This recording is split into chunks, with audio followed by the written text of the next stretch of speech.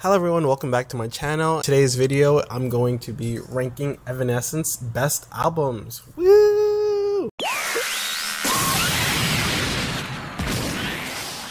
So, a little disclaimer, I haven't listened to The Bitter Truth yet, and I know it's been out for like a while now, but I don't know, I haven't brought myself to listen to it. Like, what do you want me to do? What do you want me to do? I don't think I'm going to include Synthesis in this ranking because, like, why would I? And then I won't include Anywhere But Home live in this because also why would I? We're just gonna have three albums that we're gonna be ranking today, which is kind of strange because even Lana Del Rey, like her career was like not as long as Evanescence, and she had like 6 albums. Linkin Park had like 6 or 7 albums I was ranking. Taman had a few albums I was ranking.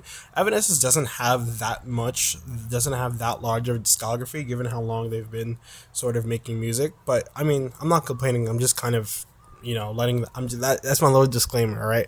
Anyway, so a little background, like Evanescence, Amy Lee raised me from when I was a child. She raised me ever since back in my olden days when I was maybe in elementary school and I was still watching my AMVs. I remember like it was yesterday. I was watching a Naruto AMV and it was called Itachi's Story. Yes, it was about Itachi. I was watching an Itachi AMV on YouTube, and then this amazing song started playing. How can you see? How can you see into my eyes? And I swear to God, like that's the first song I listened to from Evanescence, and I was in love from that moment. Like I remember asking my mom, like, Mom, like what was the name? I didn't say mom, her name, I call her mommy. But like, well, do you know this song? Like, what's the name of the song? And she would, what did she say the name was? She said the name was like Wake Me Up, something like that. Also, by the way, for the longest time I thought the name of the song was Wake Me Up Inside, but it's actually not. It's called Bring Me to Life, by the way. Anyway, she told me what the name of the song is, but back in the days, like we were using primitive technology like LimeWire and shit, so like it wasn't as easy to find songs. But anyway, I did find the song eventually, and then I did find Evanescence, and literally from there it's been a long love affair. I said I've been listening to Evanescence for well over like 15 years probably at this point. So yeah, that's my story. That's where I'm coming from. That being said, like I super love Evanescence. Like I've been following them. Like I saw them live at King's Theater when they came to Brooklyn back in 18 or 19 when they were promoting their Synthesis album. You should trust me, basically, is what I'm saying. Anyway, so let's get started. Let's get into the fun stuff. I'm going to start from number 3, and then I'm going to go up to my number 1 favorite album from Evanescence. And I think my third pick, my first pick, which is ranked number 3, is going to surprise you guys. But I will say that Fallen, I'd put Fallen as number 3. It's pretty, like, I guess, shocking. I don't know. Okay, so let's look at it together. We have Going Under, amazing single, amazing song, amazing video, Bring Me to Life.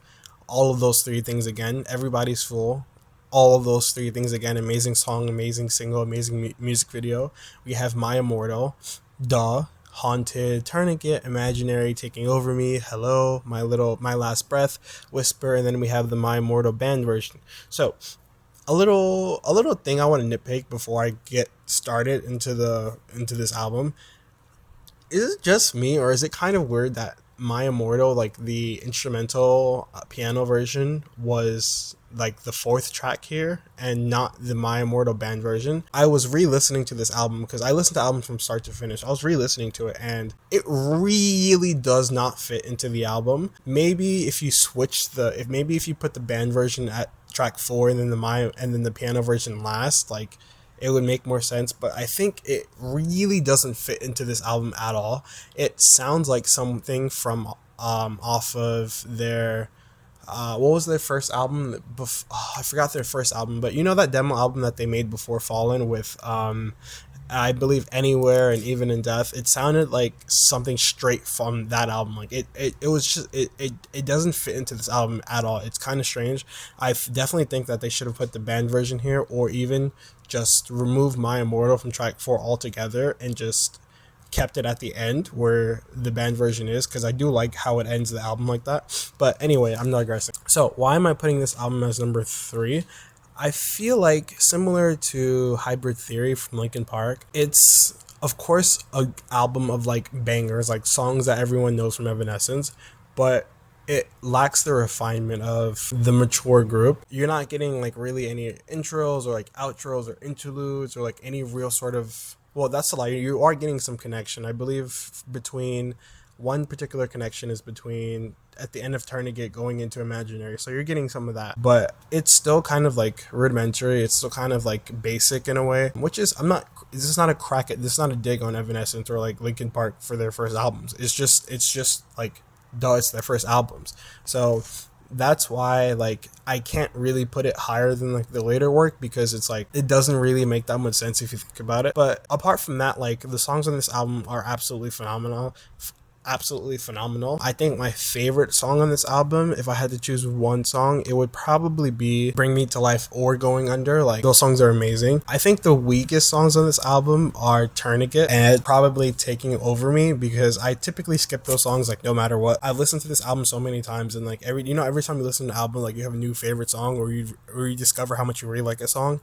Those two songs, I had phases where I really liked them, but like they never really last long, so those were kind of like skips for me.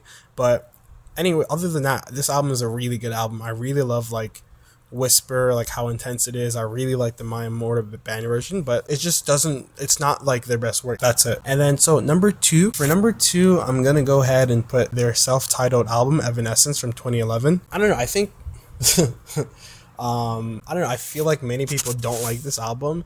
I'm not sure why they don't like this album, maybe because the sound is different, but I do remember when this album was first coming out. I remember so well because at the same time, I believe Florence and the Machine were releasing their album Ceremonial, so like I was super excited that these two albums are coming out at the same time. But anyway, damn, I'm old, fuck. I remember when What You Want came out, that was a really good single, and then My Heart Is Broken came out. I was heavy addicted to that song for like a long time. My Heart Is Broken, like I really like that song. Like, spoiler alert, it's my favorite song off the album. As far as the album itself goes, it has some really strong songs like What You Want, Made of Stone, The Change, My Heart Is Broken. Sometimes I skip The Other Side, sometimes I skip Erase This. Lost in Paradise, really strong ballad song. Sick, I sometimes skip it. End of the Dream, I really like that song. Oceans, really like it. Never Go Back, really like it. Swimming Home, really like it. I default listen to the deluxe version. Going based off of that, New Way to Bleed, I kind of like it. It's okay. Say You Will, I don't care for that song. Disappear, one of my favorite songs by Evanescence of all time, and Secret Door, also one of my favorite songs of Evanescence of all time. So really, really strong album. Like, the deluxe version is like an excellent body of work. Yes, it has some skippable songs, but those songs are not bad songs. They're just like kind of a little generic-y in a way. But the reason why I place this number 2 higher than Fallen is because like there is sort of like a mature sound. Like, this is sort of like, I don't know, it's not, it's like a group effort. It's like it's called Evanescence for a reason, you know what I mean? I don't know, you feel more heart in it. Like, you get more, Amy Lee is like peak Amy Lee, Evanescence is like peak Evanescence. So yeah, there's not really too much to say about it. It's very simple, but I enjoy it. I think this is my number 2 album from Evanescence. And then of course that leaves literally number 1, and that's The Open Door. I don't think I'll get too much backlash on this. The Open Door is like an excellent album. Like, there's nothing wrong with this album in any sort of way at all. Like, I really, really enjoy this album.